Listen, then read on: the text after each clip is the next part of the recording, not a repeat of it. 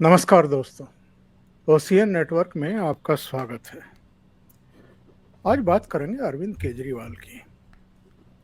अरविंद केजरीवाल से एक दिन पहले यानी अ, जो कल का दिन गुजरा उससे पहले 9.5 घंटे तक सीबीआई ने पूछताछ की है लिकर घोटाले में। इससे पहले मनीष सिसोदिया अंदर जा चुके हैं, उनको जमानत मिल नहीं रही है। कुल मिलाकर के ये तो केजरीवाल ने ही बताया बाहर आकर के कि 56 सवाल सीबीआई ने इनसे पूछे हैं। अब 56 सवाल कौन से पूछे हैं इसका खुलासा इन्होंने नहीं किया है, जबकि ये पारदर्शिता का और पता नहीं क्या क्या जो है वो ढिंढोरा पीटते आ रहे हैं।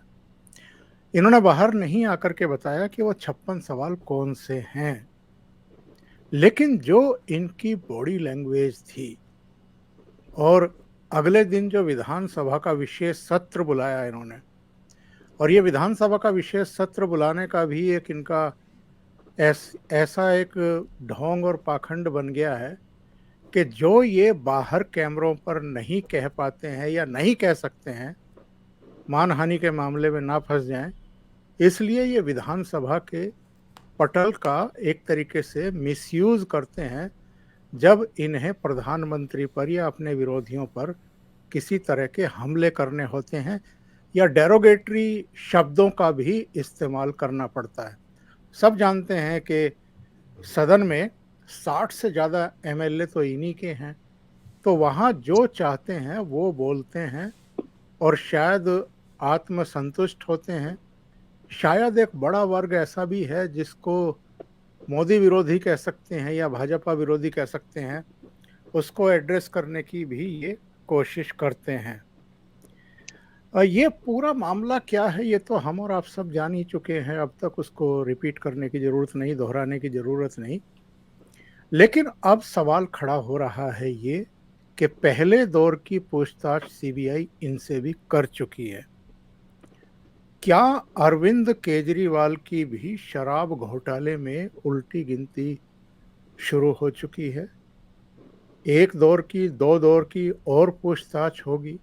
शायद मनीष सिसोदिया और विजय नायर और कुछ दूसरे लोगों के सामने बैठा करके भी इनसे कुछ क्रॉस क्वेश्चनिंग होगी और उसके बाद बहुत संभव है कि इनका भी वही हश्र हो जिसकी आशंका ये खुद जता चुके हैं कि मुझे गिरफ्तार करने की तैयारियां कर रही है मोदी सरकार, यानी विक्टिम कार्ड खेलने की कोशिश।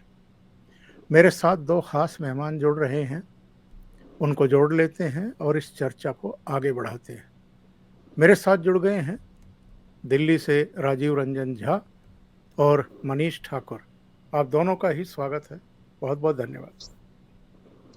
मनीष जी, मैं आपके पास आता हूं। सबसे पहले जो बॉडी लैंग्वेज आपने केजरीवाल की देखी जब ये 9.5 घंटे की पूछताछ के बाद बाहर निकले और इनके बराबर में खड़े हुए पंजाब के मुख्यमंत्री भगवंत मान के चेहरे की जो हवाइयाँ उड़ी हुई थी वो भी हमने और आपने नोट की हैं, लोगों ने नोट की हैं।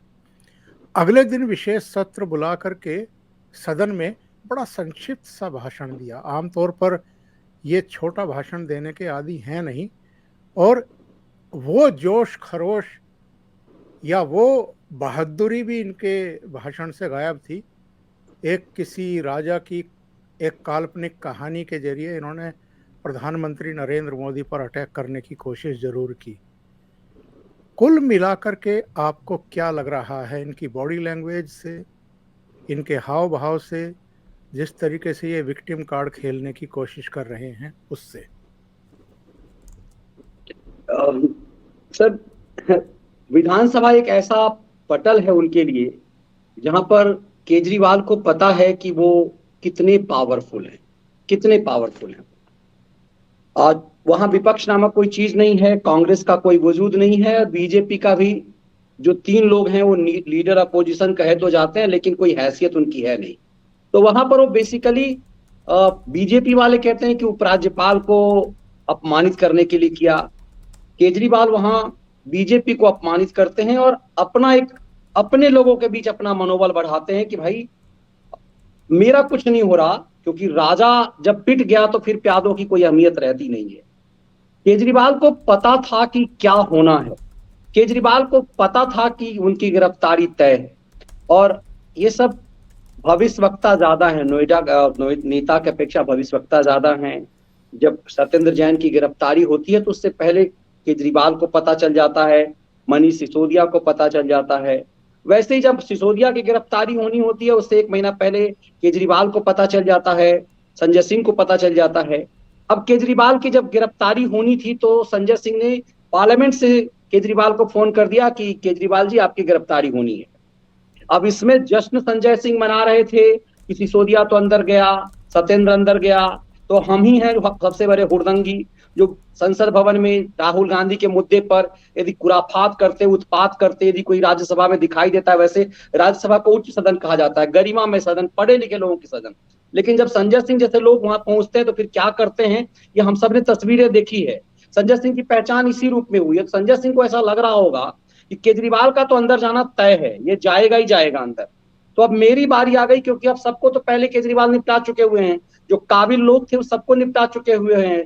जिनको भ्रम था कि बहुत काबिल हैं, वो जो पैसा फंड कर चुके थे, वो चाहे वो अन्ना हो, चाहे वो शांति भूषण जी हो, जिनके पैसे इसमें लगे हुए थे, चाहे वो प्रशांत भूषण हो, चाहे वो कुमार विश्वास हो, सबको केजरी पहले साइड कर चुके थे। बाद में वो जेल में भेज करके बेहद अयोग्य, मैं मानता हूं कि पूरी टीम में सबसे अयोग्य जो व्यक्ति था वो मनीष सिसोदिया थे, तो उसको सब कुछ संभालने के लिए दे दिया। तो कि केजरीवाल को पता था कि काबिल लोग ज्यादा खतरनाक हो सकते हैं। वैसे वो रटते हैं, आजकल नया ड्रामा कर रहे हैं कि पढ़े लिखे लोगों की जरूरत है, काबिल लोगों की जरूरत है। उपराज्यपाल ने कोई पढ़ा लिखा लोग अपना यदि रख लिया होता तो पुणे विशेष सत्र के बारे में पता चल रहा होता। ये पूरे गैंग को पता है कि केजरी स्टाइल ऑफ पॉलिटिक्स क्या है। इसीलिए केजरीवाल ने सबसे पहले अपने जाने से पहले इस संजय सिंह को निपटा दिया।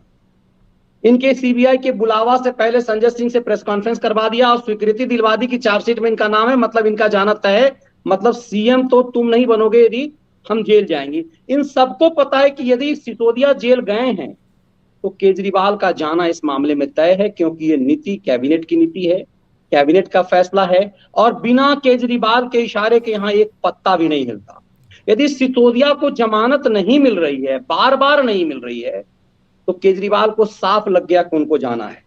अब केजरीवाल ने, इनको पता है केजरीवाल को मीडिया के बहुत खिलंदड़ है, इन्हें पता है कि पत्रकार कहानी बनाते हैं, टीवी रिपोर्टर्स की मजबूरी होती है। हम सब ने टेलीविजन में काम किया है, सीबीआई मैंने लंबे समय मैंने भी कवर किया है। एक प्रेशर होता है न्यूज रूम से कि आपको वो मुझे 12 क्वेश्चन का चिट्ठा दे दो। अब रिपोर्टर क्या करता है, 4 रिपोर्टर आपस में बैठते हैं और 12 कहानी बनाते हैं कि सीबीआई ने ये सवाल पूछा, केजरीवाल ने ये जवाब दिया, फिर ये सवाल। ऐसा कभी नहीं होता कि रिपोर्टर, किसी भी रिपोर्टर को कुछ पता चल जाए सीबीआई जैसी एजेंसी में कि उसने क्या सवाल किया। लेकिन एक पत्रकार अनुमान लगा लेता है कि सवाल क्या पूछा गया होगा। तो एक कहानी बनती, उससे पहले साथिर केजरीवाल ने 56 बता दिए कि हमसे यह से पूछा गया, वही सब सवाल पूछा गया जो सिसोदिया से पूछा गया। अब देखिए कि उनके जाने से पहले इनका दुर्भाग्य हुआ कि उसी दिन अतीक अहमद वाला कांड हो गया। तो जो ड्रामेबाजी इनको करनी थी महात्मा गांधी के समाधि से लेकर के, जो काफिला लेकर के जाना था। अब सोचिए सर, जिस व्यक्ति का 67 विधायक हो 70 में, जिस व्यक्ति का साम्राज्य हो दिल्ली में, रविवार का दिन हो, छुट्टी का दिन हो, और जब ये ड्रामेबाजी तो पूरा कहते कि पूरी दिल्ली उमड़ करके आ जाएगी, सीबीआई, पूरा सीबीआई मुख्यालय को जो हाईजैक कर लिया जाएगा जैसे ममता बनर्जी के राज में होता है। लेकिन एक व्यक्ति इनके साथ नजर नहीं आया, तो इनको औकात पता चल गया कि सच क्या है, फैक्ट क्या है। और ऐसी स्थिति में केजरीवाल को इस साफ लग गया है कि अब उनकी गिरफ्तारी तय है, समय भले ही कितना भी लगे। इसीलिए सत्र बुला करके उन्होंने एक तरह से नया ड्रामा किया है अपने लोगों में ऊर्जा भरने का। लेकिन ड्रामेबाज केजरीवाल के भी ड्रामे का अंत होना, हर ड्रामे का अंत होना है। मुझे लग रहा है कि बहुत जल्दी सर इसका भी अंत हो जाएगा। राजीव जी, मास्टरमाइंड तो केजरीवाल को ही माना जा रहा है नई शराब नीति बनवाने का भी। और उसमें ये लड़का मेरा अपना है विजय नायर के बारे में किसी शराब कारोबारी को ये हिदायत देने से लेकर के तमाम दूसरे मामले, दक्षिण की कंपनी से 100 करोड़ रुपए पकड़े गए।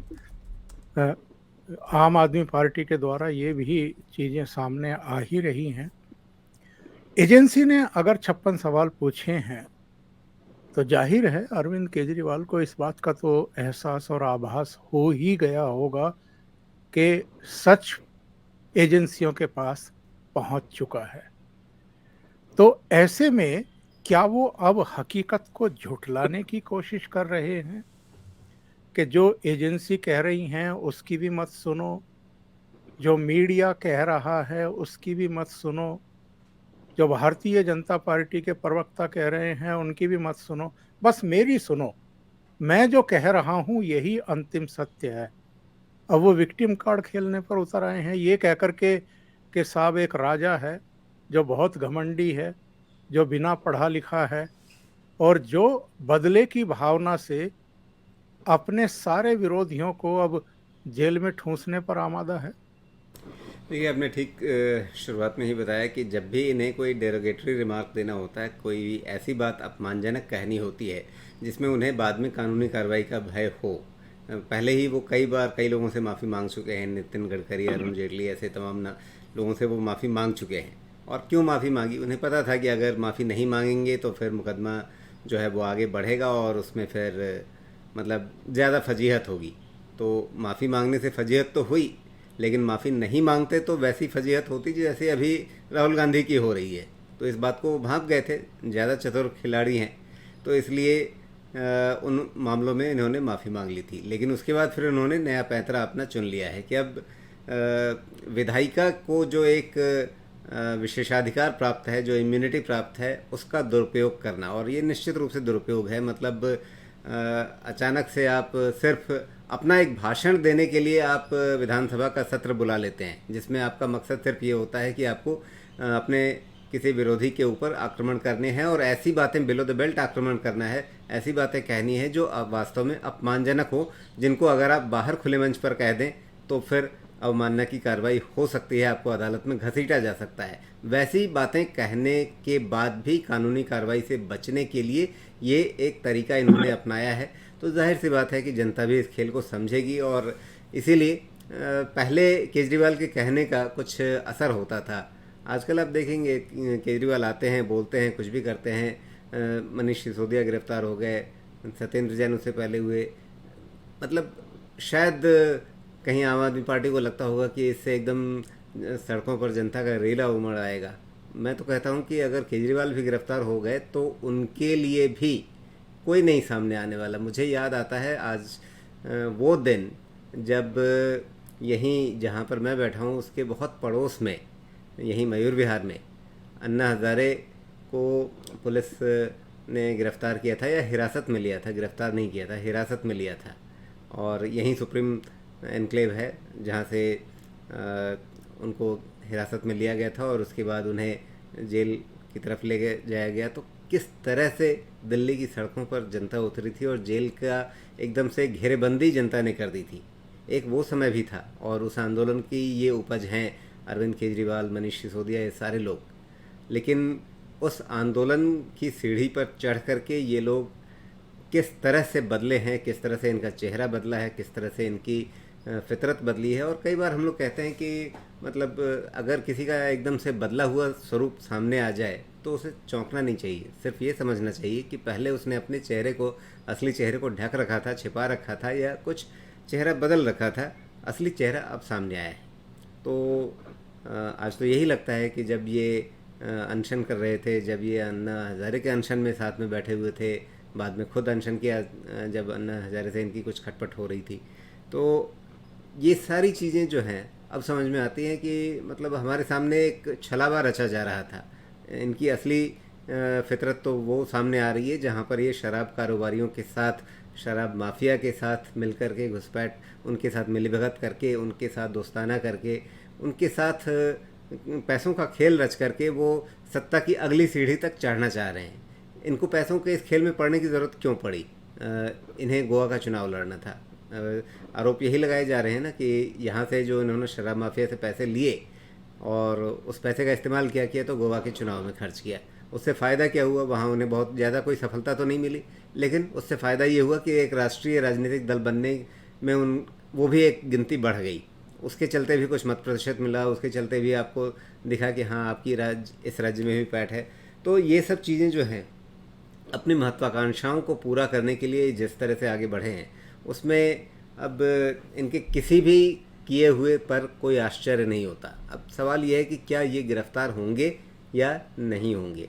अब यह इस पर निर्भर करता है कि केंद्र सरकार किस हद तक राजनीतिक लड़ाई को ले जाने के लिए तैयार है, क्योंकि एक डर हमेशा सत्ताधारी दल को लगता रहता है कि किसी को ज़्यादा अगर हमने जनता में ये छवि बन गई कि हम परेशान कर रहे हैं तो शायद कहीं उसके लिए सहानुभूति न पैदा हो जाए। तो अभी तक तो हमने देखा कि मनीष सिसोदिया के मामले में ऐसा कुछ नहीं हुआ। अब अरविंद केजरीवाल, मतलब हो सकता है कि पहले जो कहते हैं कि पानी की थाह लेना, वाटर टेस्ट करना, शायद उस रूप में देखा गया।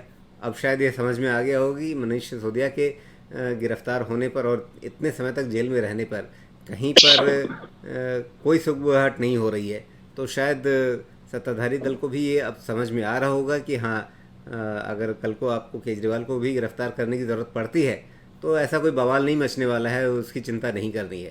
तो एक तरह से रास्ता तो खुल रहा है उसका, कानूनी तरीके से भी, राजनीतिक तरीके से भी। लेकिन आगे क्या होता है उस पर मैं कोई कयास लगाने का जोखिम नहीं लेना चाहूँगा। बिल्कुल सही बात आपने कही है मनीष जी। जब सत्येंद्र जैन गिरफ्तार हुए 30 मई 2022 को, इन्होंने कहा कि मोहल्ला क्लिनिक, दुनिया में ऐसा मॉडल कहीं नहीं मिलता, दुनिया भर के देश के लोग आकर के देखना चाहते हैं सत्येंद्र जैन ने जो कुछ किया है, और उनको गिरफ्तार करवा रही है मोदी सरकार क्योंकि अच्छे काम नहीं करने देना चाहती। वस्तु स्थिति क्या थी, क्यों गिरफ्तार किए गए थे, उसको ढांपने की कोशिश, उसको छुपाने की कोशिश। फिर मनीष सिसोदिया गिरफ्तार हुए तो किन कर्म कांडों की वजह से गिरफ्तार हुए उस पर पर्दा डालने की हर संभव कोशिश। बहुत अच्छा शिक्षा मंत्री था, इतने अच्छे स्कूल बना दिए। मोदी जी नहीं चाहते कि एक अच्छा शिक्षा मंत्री जो है वो काम करता रहे। ये नहीं बताया कि नई आबकारी नीति में जो घोटाला हुआ है उसकी वजह से उनको फिक्स किया गया है, गिरफ्तार किया गया है। अब जब इनके सिर पर तलवार लटक गई है तो भी ये विक्टिम कार्ड खेलने की कोशिश कर रहे हैं, और ये भी शो कर रहे हैं कि जैसे अगर अच्छे काम दिल्ली में हुए हैं तो केवल चीफ मिनिस्टर की वजह से। अब उन दोनों मंत्रियों के अच्छे कामों की बात नहीं करते ये, अब तो चाहे एजुकेशन में, चाहे हेल्थ में, चाहे इंफ्रास्ट्रक्चर में, जो भी हुआ है बस मैंने बढ़िया काम किया है और इसलिए मोदी जी मुझे भी अंदर डालना चाहते हैं। ये जो आत्म प्रशंसा का भाव है और ये जो विक्टिम कार्ड ये खेलने की कोशिश कर रहे हैं, इसको आप कैसे एनालाइज करेंगे? बिल्कुल सर, ये आपने सटीक बात कही है कि केजरीवाल ये साबित करना चाह रहे हैं कि अब सब कुछ वही किया है, उन्होंने ही किया है।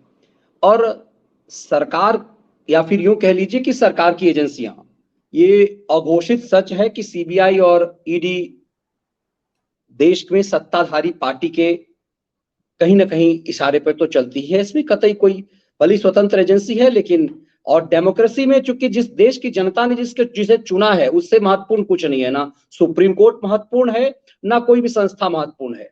तो क्योंकि हमारे संविधान में भी द पीपल ऑफ इंडिया का है और जनता ने जिसे चुना है वही महत्वपूर्ण है। अब सरकार भी चाहती है कि उसके अखाड़े में आ जाए, ये साबित करने लगे केजरीवाल कि वो सब कुछ उन्होंने तय किया।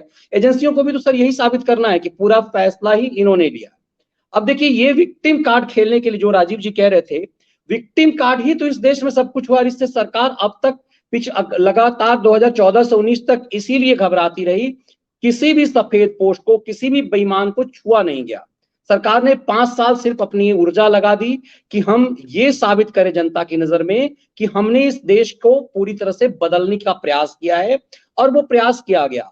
पिछले 3 सालों से ऐसा हुआ है कि इन सफेद पोशों पर हाथ डाला गया, क्योंकि सरकार ने यह भी वायदा किया था कि भ्रष्ट और बेईमानों को हम अंदर करेंगे। अब केजरीवाल चूंकि इसी घोड़े पर सवार होकर के आए थे, एक आंदोलन के घोड़े पर, भ्रष्टाचार के खिलाफ एक आंदोलन के घोड़े पर सवार होकर के केजरी आए थे। अब इस केजरीवाल को छूना सचमुच सरकार के लिए थोड़ा घातक है। और बिल्कुल सही राजीव जी कह रहे थे कि पानी का थाह लेना कितना है, डूब तो नहीं जाएंगे कहीं। ये थाह लिया गया है सिसोदिया और सत्येंद्र जैन में। और थाह जो मैं कह रहा हूं कि जो रविवार को जो हुआ, केजरीवाल के साथ 100 लोग भी नहीं, दिल्ली के 5 लोग भी नहीं, आम आदमी जिसको कहते हैं आम आदमी पार्टी, कुछ कार्यकर्ता थे। ये पंजाब से अपने अपने उस चीफ मिनिस्टर को बुला के लाते हैं, जैसे लग रहा हो कि घरेलू नौकर हो उनका, कि हर मामले में पंजाब जल रहा है, बर्बाद हो रहा है। अमृतपाल वाले मामले को लेकर के स्वर्ण मंदिर में एकदम भिंडरवाला वाला स्थिति हो गया। एक लड़की तिरंगा गाल में लगा के जाती है, उसे एंट्री नहीं करने दी जाती है, कहते कि भारत नहीं ये पंजाब है। इस स्तर तक की स्थिति आ गई। उस राज्य का मुख्यमंत्री दिल्ली में टहल रहा होता है, महाराष्ट्र में केजरीवाल के पीछे पीछे जाकर के वो उद्धव ठाकरे के साथ घूम रहा होता है। तो ये पंजाब जैसे सेंसिटिव राज्य को एक शहरनुमा राज्य के मुख्यमंत्री के पीछे जिस तरह से पंजाब का मुख्यमंत्री घूम रहा है, पंजाब के मुख्यमंत्री का आपकी अपनी एक गरिमा है, बड़ा स्टेट है वो, दिल्ली से बड़ा स्टेट है वो, ठीक है चीफ, ये अर्ध राज्य का मुख्यमंत्री है, ये शहरनुमा राज्य का मुख्यमंत्री है। इस व्यक्ति के पीछे इसके बचाव में जिस ढंग से पंजाब का मुख्यमंत्री लगे हुए हैं, पंजाब पुलिस की साख चौपट पे लगी हुई है, ये तमाम चीजें दिखाती है कि केजरीवाल क्या खेल खेल रहे हैं। और सरकार को इस बात का था तो निश्चित रूप से लेना पड़ेगा कि कहीं बैक बाउंस तो नहीं कर जाएगा, कहीं केजरीवाल ऐसी साख तो नहीं बना चुके हुए हैं। और विधानसभा में निश्चित रूप से वो यही कर रहे थे कि वो एक ऐसा मंच है जहां कुछ बोला जाएगा, केस नहीं होगा, और पूरी जलील करेंगे अपनी बात, अपनी भड़ास निकाल करके वो एक नया ड्रामा करेंगे। लेकिन उनके ड्रामा से अब इस दिल्ली प्रदेश की जनता अवगत हो चुकी हुई है। केजरीवाल जानते हैं कि उन्हें कोई नेता मानने को तैयार नहीं होगा। अब देखिए कांग्रेस के अंदर ही जबरदस्त फूट ये हो गई है कि मल्लिकार्जुन खड़गे ने जब केजरीवाल को फोन किया, जब उनको सीबीआई का समन आया, तो अब चोर चोर मौसेरे भाई वाली मामला है। मनीष सिसोदिया में जो केजरी ने का जो कानून जो कांग्रेस किनारा कर चुकी थी, वो कांग्रेस केजरीवाल को फोन करती है तो अजय माकन हो चाहे वो संदीप दीक्षित हो, उन्होंने एकदम से विद्रोही बिगुल बजा दिया है कि केजरीवाल के साथ यदि हम खड़े होंगे तो हम पंजाब में अपने आप को बर्बाद कर लेंगे, हम दिल्ली में अपने आप का अपना वजूद खो देंगे, जैसे हमने बिहार में खो दिया, जैसे हमने उत्तर प्रदेश में खो दिया, वैसे हम उस दिल्ली में खो देंगे जो दिल्ली कांग्रेस की दिल्ली कही जाती है, जो पंजाब कांग्रेस की और का पंजाब कहा जाता है। और जिस तरह से उनका घुसपैठ अब राजस्थान और गुजरात में हो रहा है, ऐसे में तो कांग्रेस तबाह हो जाएगी इस केजरी के साथ आने से। तो ये विरोध वहीं से शुरू हुआ है। और केजरीवाल जैसे लोगों के साथ कोई विपक्ष भी कोई खड़ा नहीं होना चाहता है। तो सरकार को था है कि केजरीवाल जैसे लोगों का शिकंजा कसना बहुत जरूरी है। और मुझे लगता है सर, मैं लगातार अपने शो में भी कहता हूं कि मुझे लगता है कि केजरीवाल का मामला सिर्फ यही नहीं अटकेगा। केजरीवाल का असली खेल पंजाब में दिखेगा, जो पूरी तरह से घेरे में आ रहा है। जिस ढंग से पंजाब को बर्बाद करने की प्लानिंग चल रही है, असली खेल केजरीवाल का वहां फंसना है। और सरकार भी यहां उन्हें पलटने के बदले पंजाब में लपेटना चाहेगी। लेकिन शुरुआत यही हुआ, क्योंकि केजरीवाल का साख आप यदि डैमेज सरकार को करना है, यदि ऐसा, क्योंकि पॉलिटिकल पार्टी ऐसा ही करती है, तो उस केजरीवाल को, जिस केजरीवाल ने ईमानदारी के घोड़े की सवारी की, एक बड़ा ड्रामा किया, एक गांधी रचा एक अन्ना को, उसके बाद पता नहीं उनके साथ क्या हाल किया, तो उस केजरीवाल की छवि की कितना भ्रष्ट और बेईमान है। और भी बेईमानी किस चीज के लिए? शराब माफियागिरी के लिए, 2% के बदले 12% जो है वो दलाली देने के लिए। तो ये जब साख केजरीवाल का चौपट होगा तो केजरीवाल के साथ कोई खड़ा नहीं होगा। और मुझे लगता है कि एजेंडा वही है। और सवाल महत्वपूर्ण सरकार का पक्ष विधानसभा में यह भी चला कि इतना ड्रामा आप कर रहे हैं, सिसोदिया आपका जमानत यदि सरकार ने फंसाया है तो सिसोदिया को हाईकोर्ट तक से जमानत क्यों नहीं मिली? साल भर से सत्येंद्र जैन जेल में क्यों है? मतलब सब कुछ जो है नरेंद्र मोदी करा रहे हैं। ये चीजें जनता को पचती नहीं है और विपक्ष कोई लकीर खड़ी कर नहीं पा रही है। इस मामले में केजरीवाल को साफ लग गया है कि वो इस मामले में फंस चुके हुए हैं, शराब वाले धंधे में फंस चुके हुए हैं। लेकिन असली उनका खेल तब होगा जब पंजाब का सच सामने आएगा, जब अमृतपाल का सच सामने आएगा।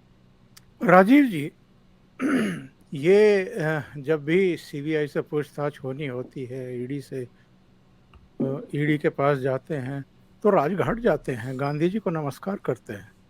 ये भी ऐसा ही कर रहे हैं, मनीष सिसोदिया ने भी ऐसा ही किया। उनको ज़रूर मौका नहीं लगा, उनको शायद पता नहीं होगा कि धर लिए जाएंगे, सत्येंद्र जैन नहीं कर पाए। लेकिन यहाँ भी ढोंग समझ में नहीं आता क्या कि आप अपने दफ्तरों में जहाँ बैठते हैं वहाँ तो आप अंबेडकर की और भगत सिंह की फोटो लगाते हैं, गांधी जी की फोटो आपने उतरवा दी, लेकिन जब जेल जाने की नौबत आती है, जब एजेंसियों का शिकंजा कसता है, तो आप गांधी भक्त बन जाते हैं, गांधी के प्रति आस्थावान बन जाते हैं। और अगर हम सिद्धांत की बात करें, नैतिकता की बात करें, विचारधारा की बात करें, तो गांधी जी की विचारधारा क्या थी? उनके सिद्धांत क्या थे शराब को लेकर के? वो तो नशा मुक्ति अभियान चलाते रहे। आपने क्या किया? आपने तो एक एक मोहल्ले में दो दो ठेके खुलवा दिए। तो क्या ये ढोंग आम पब्लिक की समझ में नहीं आता है कि आप कर क्या रहे हैं और दिखा क्या रहे हैं? जी, मैं तो यही सोचता हूँ कि मतलब अगर आज गांधी जी होते और ये देखते कि मेरा नाम कौन लोग ले रहे हैं, तो वो क्या सोचते, या जिनकी तस्वीरें लगा रखी है अंबेडकर जी या भगत सिंह, इन्होंने ही देखा होता कि अच्छा हमारी तस्वीरें लगा कर के ये कौन लोग बैठे हुए हैं, क्या कर रहे हैं हमारी तस्वीर के नीचे बैठ कर के, तो मतलब वो अपना सिर पीट लेते। वास्तव में बिल्कुल आपने सटीक उदाहरण दिया कि गांधी जी का सिद्धांत था नशा मुक्ति का, वो शराबबंदी के पक्ष में थे। गुजरात में उनके गृह राज्य में, उनके मातृ प्रदेश में अगर कहा जाए, तो वहाँ पर शराबबंदी इसी आधार पर मतलब वहाँ आज़ादी के बाद से ही लागू रही है, क्योंकि ये माना गया कि ये गांधी जी का प्रदेश है तो यहाँ पर तो शराब नहीं चल सकती है। गुजरात में वहाँ मतलब दशकों से शराबबंदी इसी बात पर लागू है, और वहाँ कोई ये चर्चा भी नहीं करता कि अच्छा इस प्रदेश से शराबबंदी हटा दी जाए। सबको मालूम है ये गांधी का प्रदेश है तो यहाँ से शराबबंदी हटाने की बात भी नहीं करनी है। और उन्हीं गांधी जी के पास आप जा रहे हैं, क्यों? इसलिए कि आप शराब घोटाले में फंसे हुए हैं और आपके जेल जाने की नौबत आ रही है, और आप अपने आप को क्रांतिकारी कहें और भगत सिंह की तस्वीर लगाएं, आप कहें कि हम भगत सिंह के चेले हैं। भगत सिंह देश की आज़ादी के लिए लड़े थे, आप किस चीज़ के लिए जेल जा रहे हैं? आप शराब घोटाले में जेल जा रहे हैं। जेल जाने की नौबत कुछ दूसरे घोटालों में भी आ सकती थी। मैं तो कहता हूँ कि जो शिक्षा में इन्होंने जितना ढिंढोरा पीटा है, उसमें किया क्या है इन्होंने? पुराने स्कूलों की रंग रोगन करवाई है, कहीं पर बाथरूम बनवाया, उसको भी क्लासरूम में गिन लिया, उस पर भी 25 लाख रुपए खर्च कर दिए। एक कमरा जो पहले से बना हुआ है या नया बनाना भी हो, उस पर 25 लाख रुपए किस हिसाब से खर्च होते हैं? कहीं पे 25 लाख 30 लाख के आसपास के आंकड़े आते हैं। तो अगर कायदे से देखा जाए, खोजबीन की जाए, तो उसमें भी शायद काफ़ी कुछ मसाला मिल सकता है, लेकिन शायद जिनको ये तय करना था कि अच्छा इन्हें किस मामले में पहले पकड़ना है, तो शायद उन्हें लगा होगा कि शराब घोटाले में इनकी ज़्यादा फजीहत होगी, तो पहले शराब घोटाले को तवज्जो दी गई। वरना शिक्षा घोटाला जो है वो भी इन्होंने, मुझे लगता है कहीं पर उसमें कम खेल नहीं किया है। और मनीष जी, चूंकि अब कार्यक्रम के अंतिम भाग में पहुंच रहे हैं, तो ये तो हम आप सब देख ही रहे हैं कि ख़ास तौर से जो लुटियन मीडिया है, दिल्ली का मीडिया है, मीडिया हाउसेज हैं, वो कितने मेहरबान रहते हैं अरविंद केजरीवाल के ऊपर। ऐसी मेहर तो किसी के ऊपर नहीं रही मीडिया की। 30 से ज़्यादा मुख्यमंत्री इस देश में हैं। ये अकेले मुख्यमंत्री हैं जिनका हगा मूता सब कुछ जो है लाइव दिखाया जाता है, निर्बाध गति से परोसा जाता है पूरे देश को।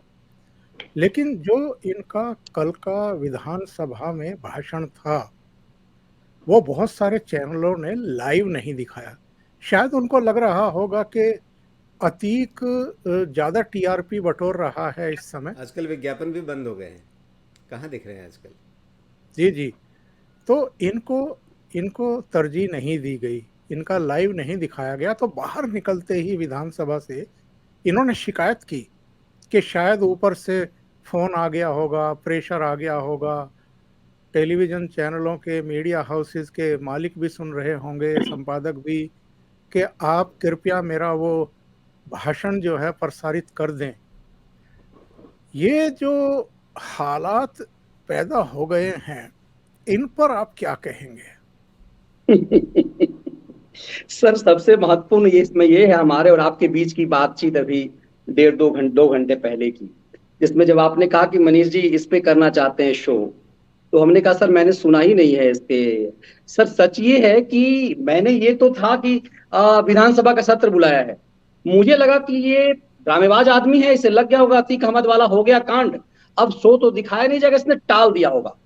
ईश्वर साक्षी है कि मुझे ये लग रहा था विधानसभा सत्र टल गया है, क्योंकि दिन भर टीवी के सामने रविवार को रहने के बाद भी मुझे कोई खबर नहीं मिली, और शायद वेबसाइटों पे भी मैं देख नहीं पाया। आपके निर्देश मिलने के बाद मैंने वेबसाइट चेक किया कि विधानसभा में हुआ क्या कल। तो जब मेरे जैसा व्यक्ति, जो हम लोग जब मतलब चूंकि अब इस ढंग के मंच पे हैं, तो दिन भर हम ही संपादक हैं, हम ही रिपोर्टर हैं, हम ही एडिटर हैं, सब कुछ हम होते हैं। तो 24 घंटा आप और हम समझ सकते हैं कि बतौर रिपोर्टर यदि 8 घंटे हम ड्यूटी करते तो आज 16 घंटे मैं काम करता हूँ। अपना शो चलाना है भी है तो, कि खबरों के पीछे की खबरें ये पूरा किस तरह से करना है, 2-2 3-3 शो यदि हमें करने हैं तो चाहे रविवार भी हो। लेकिन सच यही है कि सर मुझे पता ही नहीं चला कि विधानसभा सत्र भी हुआ है, ये सबसे बड़ी बात है। केजरी का पूरा माल जो है सर वो बेकार चला गया। और मैं अक्सर जो अपने शो में कहता हूं कि केजरी स्टाइल ऑफ पॉलिटिक्स विज्ञापन का क्या है, कि वो पहले ताल कटोरा स्टेडियम में ड्रामेबाजी करेंगे, उस ड्रामेबाजी को किस किस ने लाइव दिखाया उसको उतना माल मिलेगा, उसको उतना एडवर्टीजमेंट का पैसा मिलेगा। ये केजरी का स्टाइल है। अब उसके बाद आप देखते हैं कि हम और आप देखते हैं कि लगातार एक साथ तमाम टेलीविजन चैनल, दिल्ली की सरकार है, नेशनल मीडिया में, बिहार जाता हूं अपने होम सिटी में जाता हूं तो वहां के फ्रंट पेज पे केजरीवाल होते हैं, जबकि बिहार के अखबारों के लिए मैं हमेशा कहता हूं कि वहां के अखबारों का एड यदि होता है तो कोचिंग इंस्टीट्यूट होते हैं, उसके अलावा अखबारों को कुछ मिलता उलता है नहीं, क्योंकि बिहार में कोई बिजनेस है नहीं, सिर्फ कोचिंग इंस्टीट्यूट और IIT मेडिकल यही पूरा भरा होता है, लेकिन केजरीवाल छा जाते हैं। ये सवाल सरकार के लिए सबसे महत्वपूर्ण है। मुझे लगता है कि एक एक चीज है। ये सच बात है कि शिक्षा घोटाला में केजरीवाल को जेल जाना है, सिसोदिया को जेल जाना है, लेकिन उसका इंपैक्ट नहीं पड़ेगा। इंपैक्ट भ्रष्टाचार के इस मामले में पड़ेगा, इंपैक्ट इस विज्ञापन के घोटाले में होगा कि महाराष्ट्र की सरकार, महाराष्ट्र में भी मुख्यमंत्री हैं, उत्तर प्रदेश और महाराष्ट्र सबसे बड़ा सूबा है, इस देश का सबसे संपन्न सूबा है। उत्तर प्रदेश का तो दावा अब है कि हम नंबर 2 हो गए आर्थिक स्थिति में।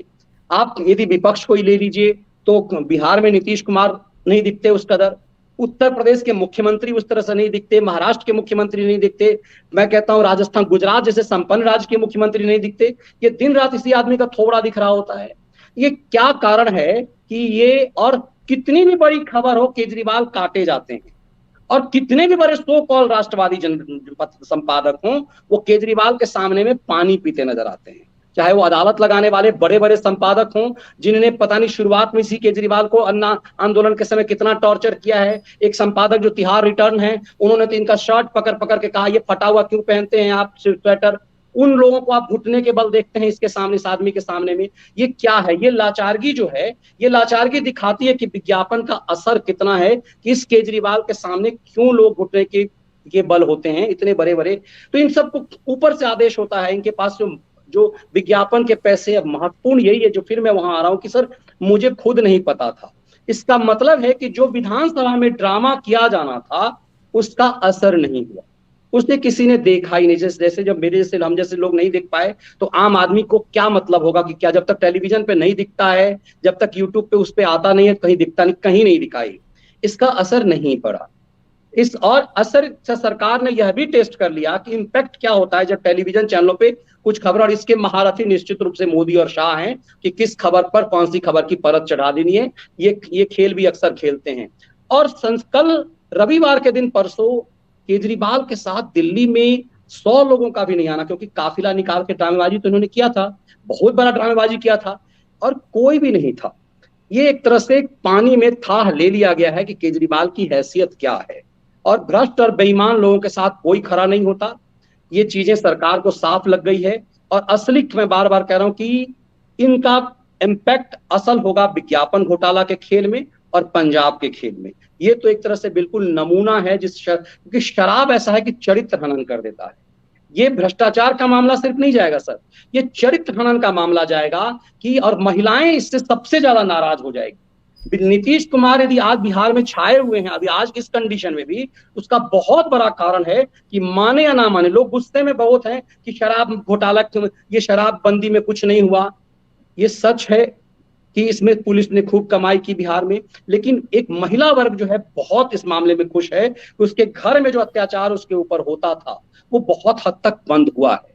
शराब अब पुलिस का, प्रभावशाली लोगों के एक व्यापार का तो हो गया है, लेकिन निश्चित रूप से एक आम लोग जो हैं उस घर में कहीं ना कहीं थोड़ी शांति तो आई है। तो एक महिलाओं को शराब से सब्सिडी, और जब ये इम्पैक्ट पड़ेगा ना, और उसके बाद चूंकि शराब एक ऐसी चीज है कि लोग छुप करके करते हैं, चरित्र हनन होता है। जो नैतिकता के आवरण पे चढ़ करके आया हो जो व्यक्ति, उसमें वो शराब में माफियागिरी का धंधा कर रहा था, 2% से 12% का, 3 बजे रात तक, 4 बजे रात तक छप करके पियो। मतलब ये क्या एजेंडा है आपका कि आप गांधी के नाम पर पॉलिटिक्स करते हैं, गांधी की समाधि पर आप ड्रामेबाजी करते हैं, गांधी और गांधी से खेलते हैं। तो ये ऐसे ऐसे खिलाड़ियों का ये नाटक बहुत दिनों तक नहीं चलेगा। ये चीजें साफ हो गई है अतीक अहमद वाले मामले में। यदि विधानसभा का सत्र इस मीडिया ने नहीं दिखाया तो केजरीवाल को भी बहुत समझ में आ गया कि वक्त की मार क्या होती है, और वो चीजें उनको बहुत बेहतर से समझ में आ गया होगा।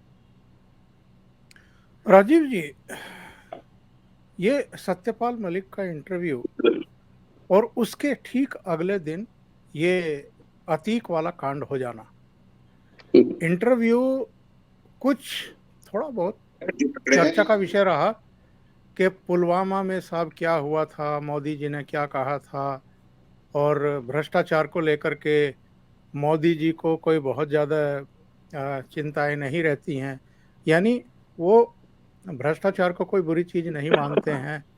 और मैंने उनसे ये कहा था कि 5 एयरक्राफ्ट हमने नहीं दिए, इसलिए हमारी नेग्लिजेंसी की वजह से ये 40 सीआरपीएफ के जवान मारे गए। कांग्रेस ने ये शिकवा किया अगले दिन, सुप्रिया श्री ने, पवन खेड़ा, इनके ट्विटर हैंडल देखें, इन्होंने कहा कि साहब सत्यपाल मलिक ने जो अटैक किए थे प्रधानमंत्री पर, उसको ढांपने के लिए भी अतीक को निपटवा दिया गया ताकि जो मीडिया का फोकस है वो उन पर शिफ्ट हो जाए। ये तो हम जानते हैं कि सत्यपाल मलिक किसके लिए बैटिंग कर रहे हैं, किसान आंदोलन के समय से ही जानते हैं। पर क्या ऐसा होता है कि मतलब किसी एक चीज को छिपाने के लिए कोई दूसरा बड़ा कांड कर दिया जाए? और अब तो इसका भी भेद खुल गया है कि ये मारने वाले 3 थे कौन? मैं सिर्फ इस बात पे हंस सकता हूँ। यही लोग कभी खुलकर, कभी दबे छिपे इशारों में ये भी कहते रहे हैं कि पुलवामा कांड तो यहीं की भारत की एजेंसियों ने करवाया है। यही लोग किताबें विमोचित करते रहे हैं कि जब मुंबई पे आतंकवादी हमला हुआ था तो वो तो संघ ने करवाया था, बाकायदा किताब लिख करके छपवाई गई और उसमें किस तरह से कांग्रेस के बड़े नेता शामिल हुए ये सब हमें पता है। तो ये कॉन्स्पिरेसी थ्योरीज को फ्लोट करते रहना जो है, ये इस खेल के पुराने खिलाड़ी ये लोग हैं और इनको अच्छे से मालूम है कि जब अपने पास कहने के लिए कुछ नहीं होता है तो फिर कैसे ध्यान भटकाया जाए लोगों का, किस तरह से जनता के मन में कुछ संदेह पैदा किए जाएं। ये सिर्फ अपने एक वोट बैंक को एड्रेस कर रहे होते हैं, क्योंकि इन्हें मालूम है कि बाकी लोग तो ज़्यादा कुछ भरोसा करेंगे नहीं, लेकिन हाँ कुछ लोग ऐसी मानसिकता में रहते हैं जिनको अगर भाजपा के खिलाफ कुछ भी कह दिया जाए, कोई भी पट्टी पढ़ा दी जाए, कोई भी कहानी सुना दी जाए, तो वे उस पर तुरंत भरोसा करने के लिए तैयार बैठे रहते हैं। तो ये सारा मुझे लगता है कि खेल जो इसी बात पर है कि कैसे जैसे अतीक अहमद की हत्या हुई तो उसमें भी हिंदू मुसलमान कुछ लोग खुल करके कह रहे हैं कि ये तो सरकार ने निपटवा दिया।